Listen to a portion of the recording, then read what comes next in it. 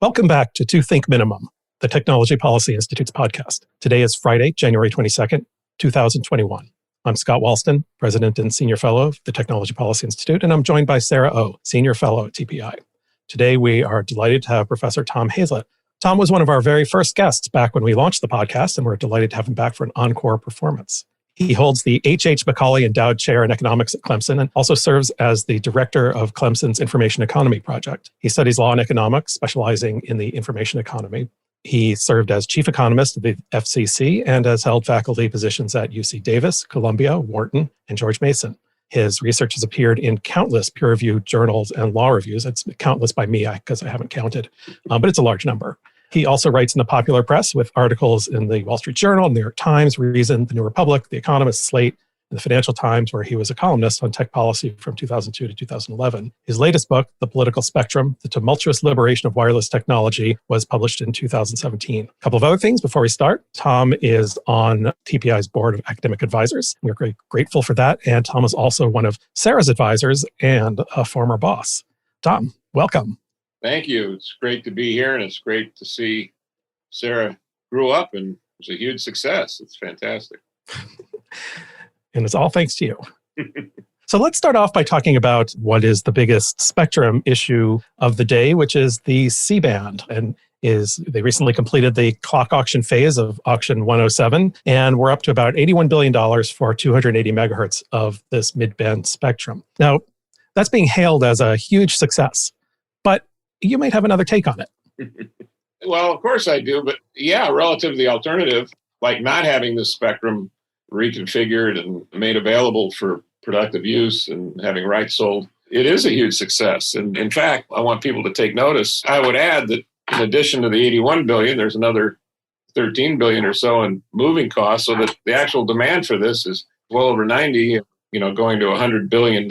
This is now something north of 40% of the total auction revenues ever brought in since we started this game in 1994. And, revenues raised is not a completely reliable metric, but the very important part of these demands that are registered by bids is that you do get some important understanding of what demand is for the resource in, particular uses. Now, these are very flexible use rights that are being issued. So we have something going for us on the policy side that lots of different business models and applications and network architectures can be constructed with these rights. We know that 5G is very popular due to international equipment markets and standardization. There's a pretty good guess here that the 5G is going to be the direct beneficiary. But there's a lot of flexibility in the use.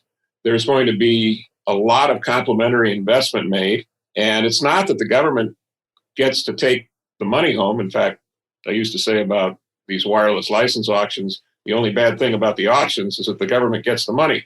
It's not that the revenues are going to the Treasury. It's that we are liberating radio spectrum, and there is a huge value there. And part of that value is revealed. On top of what we're seeing here, there's a consumer surplus value. And we know that that's very likely to be some multiple of what the bids are, which future values and profits accruing to the competitors in the marketplace that are trying to get their hands on this bandwidth.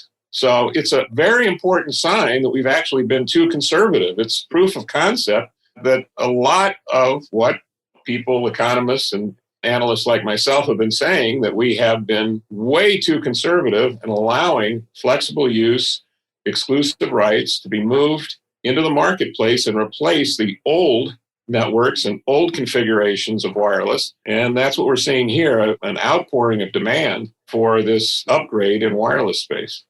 So it shows this huge demand for this spectrum. But you, I think, didn't favor using an auction approach for distributing it. Thought we should go straight towards changing the licenses to make them more flexible and tradable, and then let the market sort it out. And so how would you, so does the auction say that the auction turned out to, did the results say the auction was the right way to go? Or do you think the very high demand showed that maybe market forces would have been able to sort it out even without an auction?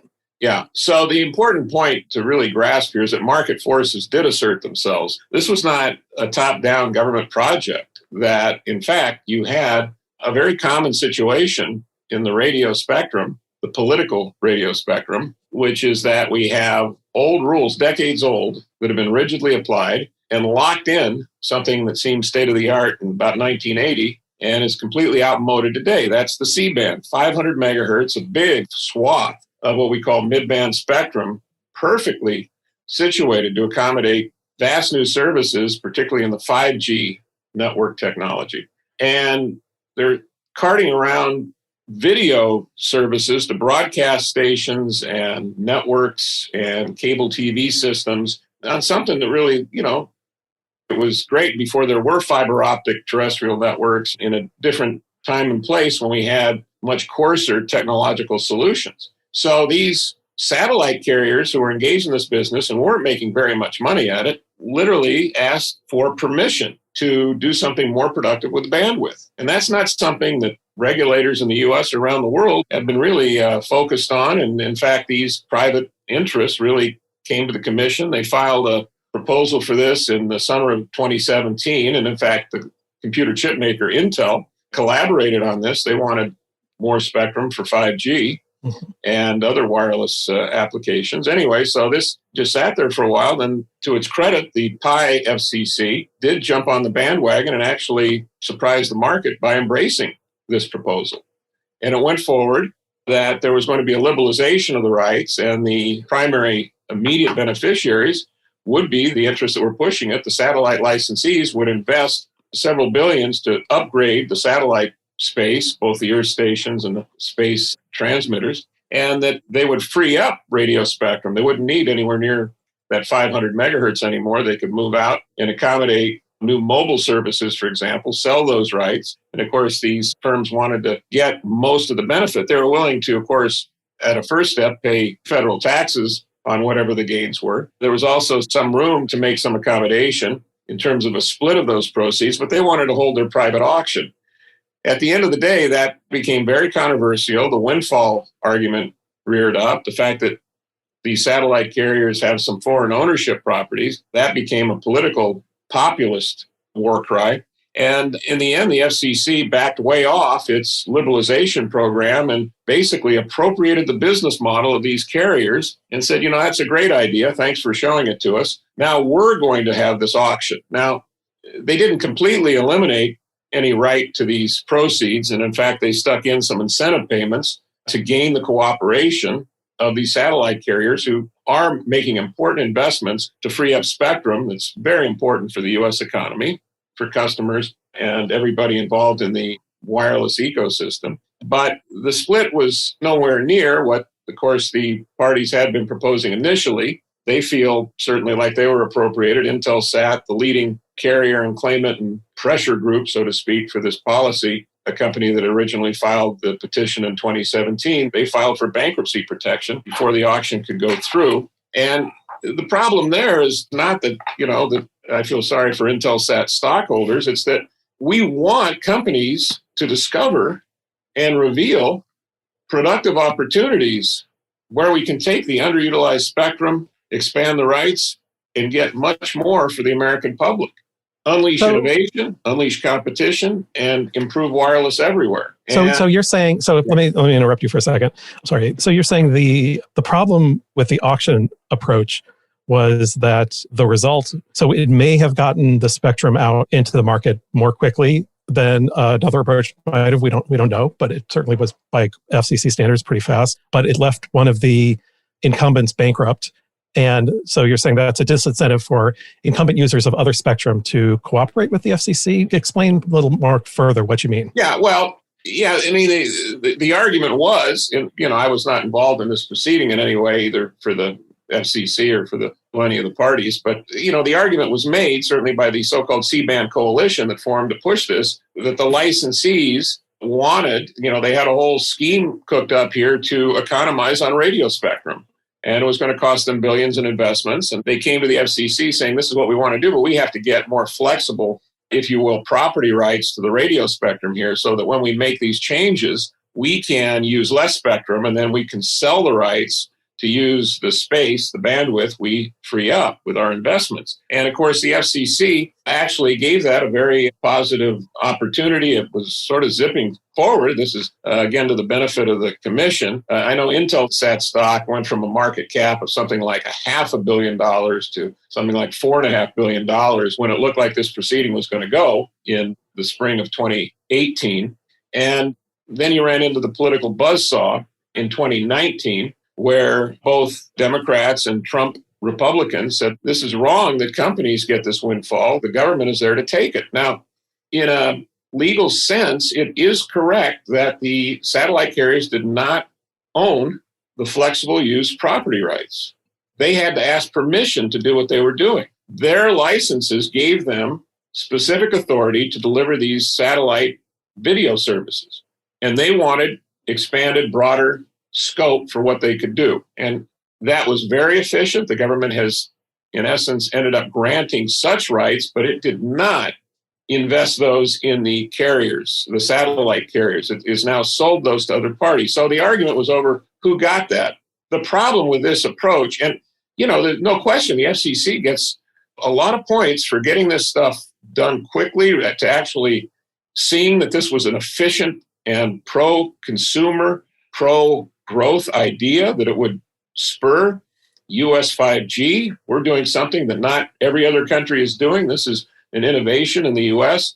And they got the auction done in 2020, 2021 now. We haven't quite finished with the assignment phase, but this should free a lot of great spectrum. But it's also clung to the past in the sense that we have sent the signal that firms do come with these kinds of ideas and give the regulators new ways to create excellent opportunities for more productive use of radio waves, that the gain for the private parties is highly at risk just for political reasons. And so the problem is that the social gains, the consumer gains, inevitably outweigh by multiples, generally an order of magnitude or more, the gains that go to the companies that are providing these services. It's been shown time and again. That is to say, consumer surplus is the real important factor in the market, much larger than the producer surplus that's being gained by trading around the license value. So as big as this 90 or $100 billion for license rights might be, we're talking about trillions of dollars of consumer value that's being unleashed, adding up the present value of future gains. And we want those gains to go forward. We want them to get here fast. There may be a delay in the government stepping in. And in this case, the FCC has a good argument that it operated pretty quickly. It still may have gone slower than a private auction. Let me push you a little bit more on that, though. So like you said, from an economics perspective, windfalls really don't matter because that's just a punitive transfer of money. And it's not probably by itself going to affect future investment or incentives or anything like that. But then by the same token, the amount of money that goes to the government, the FCC took it instead of the companies getting it. That also doesn't matter. All that matters is that the real effects are how quickly and how much spectrum is made available and we can use, and the incentive effects going forward. And then you're saying that this has shown that if companies come forward with their ideas about how to free up spectrum and it involves them profiting, then the FCC is not going to like it, so that they are not. Therefore, the firms are less likely to come forward with new ideas. But I mean, it's still true that the companies got a lot of money out of this, right? I mean, and so how do what makes you so certain that companies still won't come forward? If you got a losing business model, you can come to the FCC and they might say, all right, well, we're going to auction it, just not let you do this. But that still is as a win for the companies, right? Well, yes. And so there is, then you have, we can have an empirical argument about this. I mean, the companies are going to get somewhere around, it looks, 15% or more of the revenues. And, that's not nothing. And the incentive part of that is an important piece of it. So we'll see how that plays out. What I've seen in many episodes here is that there has been a windfall argument made that has actually stopped spectrum from going to the marketplace. I mean, this happened in the early 2000s when we were trying to re-auction the other C-band, PCS C-band, that had been a disaster at the FCC and the auction conducted in the 1990s. And we were trying to get that out, and that halt. This took several years extra because of arguments about windfalls. There was a company called North Point Technologies that developed a new way to use a particular band up at 12 gigahertz. And the FCC thanked them for actually helping to adjust the rules and spending years working with FCC lawyers and engineers on that. And then it auctioned off the licenses to use the new business model. And in fact, North Point Technologies didn't even participate because they thought that they should be first in line for that. And the FCC actually is in a problematic situation here if it goes to, full auctions whenever somebody comes up with a good idea and wants more liberal rules, because that is going to discourage people. So you say that the transfers don't count. Well, in the very short run, they don't count. They're just from one party to the next. But in a dynamic game, and we're in a dynamic game where we do want the FCC or other parties to discover and inform the FCC about where we can do much better in spectrum allocation. Where those monies go makes a big difference. So that's where the argument is. And if the money that is devoted to the incentive payments now is going to do the full task, certainly not as much of an incentive as the companies that came to petition had in mind, and they were very frustrated by that. But we'll see how that plays out. But there are two sides to that. And when you say, I'm very happy that this has happened and it's revealed how much pent-up demand there is for access to these flexible, exclusive rights to use mid-band spectrum. So I think that that's an important revelation. Are there examples of private overlay auctions that have happened outside of the FCC? I think part of the argument is, we don't know what's going to happen. The satellite companies might collude, or, it's not transparent. We need the FCC to be a neutral auctioneer. Are there good examples of what would have happened if they held an auction privately? Well, of course, there's activity all the time. And even in some of these things, it's the FCC can't do its job. For example, in the incentive auction, so-called incentive auction, the two-sided, you had the reverse and the forward auction tied into reallocating broadcast television spectrum in 2016, 2017. The FCC announced winners to the new 70 megahertz rights. So here you have a 294 megahertz tied up in the 49 TV channels in this very antiquated terrestrial broadcast system, from the late 1930s to the early 1950s. And so, we're still trying to kind of reallocate that to newer services. And the FCC did talk about overlays back in the National Broadband Plan 2010 as an alternative, but said there would be, as Sarah just brought up, there might be too many transaction costs and so forth. So we're going to do this two-sided auction. Well, at the end of the day, less than a quarter of the spectrum was turned around. That's the FCC might say that's because that's all the demand there was. That's all the demand that was revealed in the FCC auction. I think there's overwhelming evidence, and some more of it happening in this auction, that there was a lot more demand for flexible use exclusive spectrum rights that allow, mobile network expansion. But at any rate, 70 megahertz were peeled off. And when those licenses went out, there was a several-year adjustment plan that finished in the summer of 2020 for the TV stations to actually go off the air. But as soon as those rights were out, they became overlay rights. And companies that wanted early access, in particular T-Mobile, immediately started paying TV stations to go dark in their areas. That's an overlay. Now, the FCC could have done that. They could have had a better schedule for that. It would have been efficient. Certainly, when you see these transactions, there are gains from trade from that, and it's efficient all the way around. The FCC couldn't manage it on its own. The transaction costs worked the other way. They had to get the rights out. Now, we can argue about the rest of the system, but the point is the FCC has a categorical view on this, that they've stated, well, there's just too much complexity of the market having auctions. The market has auctions all the time. You can go back to the early 2000s and see that Qualcomm actually did something quite interesting in buying the rights to use Channel 55, the TV channel, that were being liberalized and then sold at auction, and they used those rights. And even when TV stations didn't have to go off the air there, they paid them to go off the air early, and they even paid adjacent channel users, TV stations sometimes, to accept some interference so that they could do a new service called Media Flow, which was a mobile video service that Qualcomm had invented and developed and wanted to utilize. At the end of the day, they spent $1 billion to get the spectrum, to pay TV stations, to launch their service. And it turned out it just wasn't a big economic success, so they turned that around and sold those rights, I believe, to AT&T. It was AT&T or Verizon. Yeah, I think it was AT&T. AT&T. And of course, the rights were used also for video, but a different form of video. That was 4G. And that is exactly the flexibility in the marketplace you want. Overlays were a big part of that. You didn't have to clear out the TV stations. You just gave secondary rights to a high bidder, and then they worked out scores of deals with TV stations all over the country. They actually introduced a service. They tested it when there wasn't sufficient market demand to justify the opportunity cost of taking that spectrum away from an alternative network.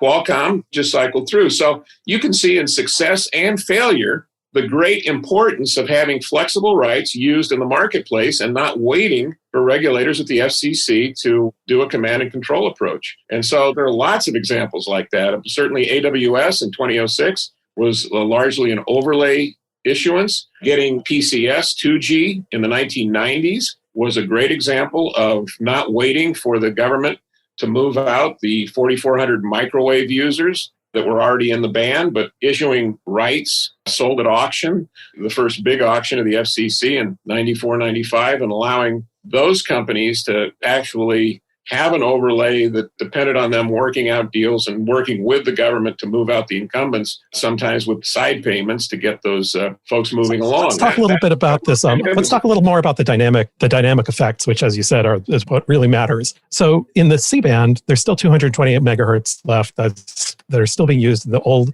for its original purpose. But now, 220 megahertz is what you said? Yeah, 220 of the original 500. With 20 of the so-called buffer.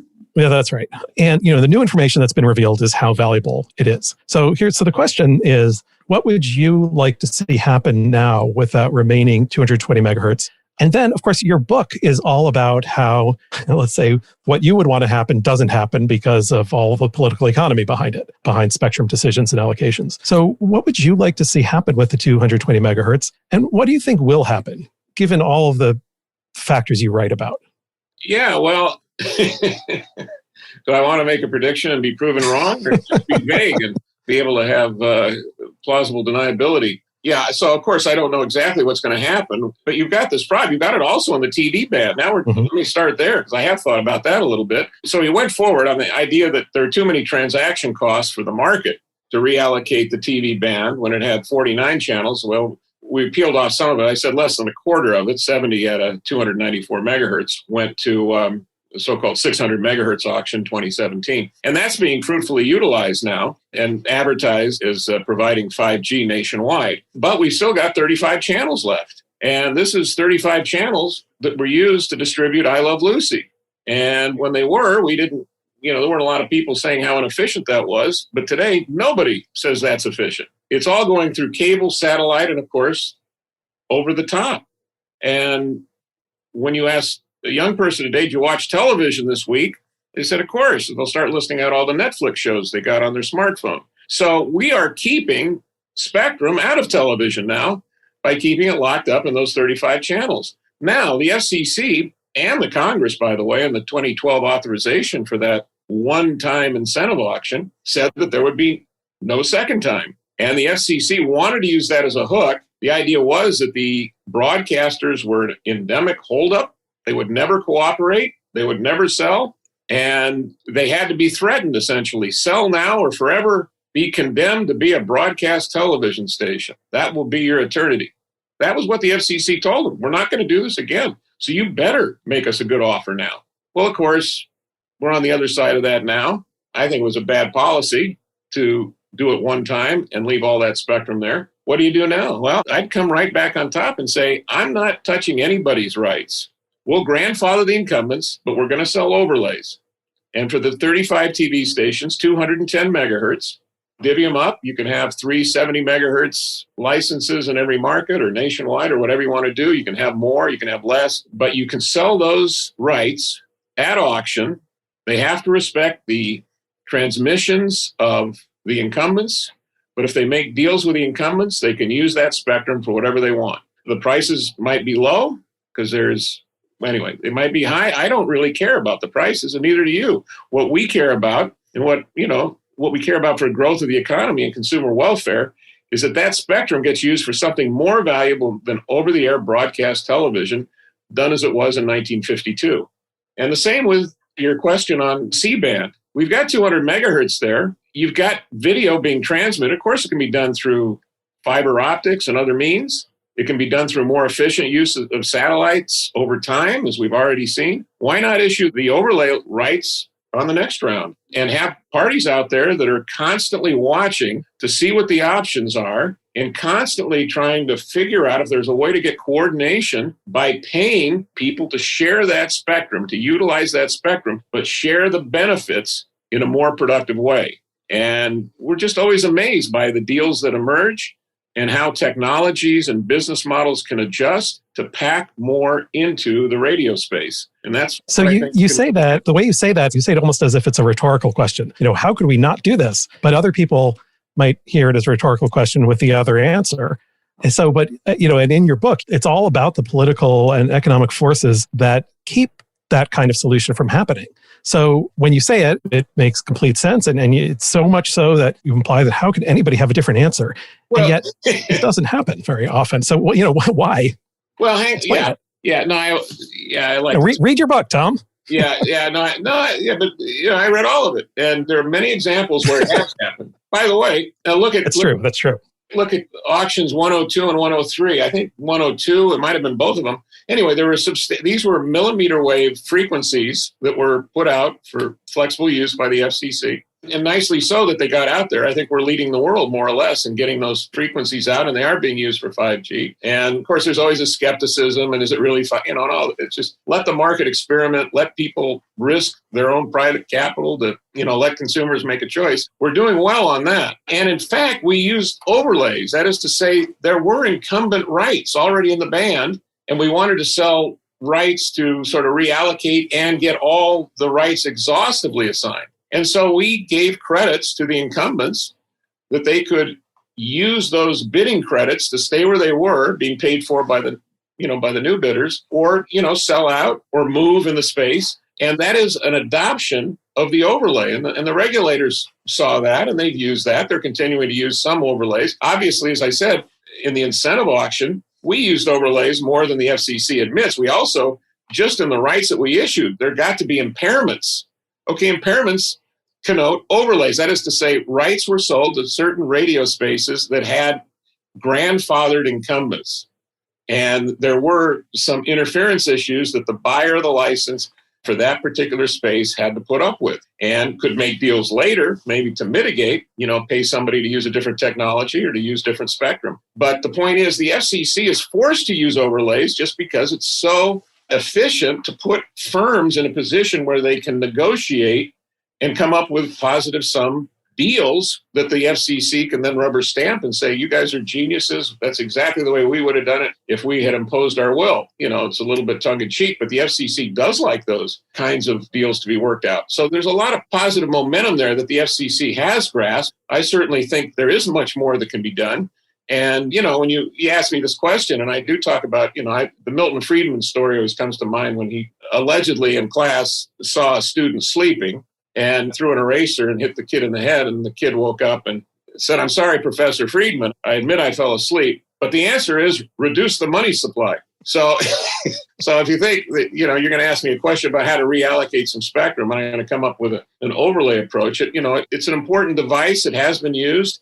It is being used. It will be used in the future. And I think we ought to think of more circumstances where we can push this technology, and it gets adopted over time and adapted in ways that are either for political or efficient economic reasons are important. And I think economists and the technicians at the FCC do have an important role in that. So we're running out of time, but before we finish, this past week, we lost a couple of friends and colleagues, Peter Huber and Jerry Ellig. And Tom, I know you knew both of them. What have your thoughts been on that?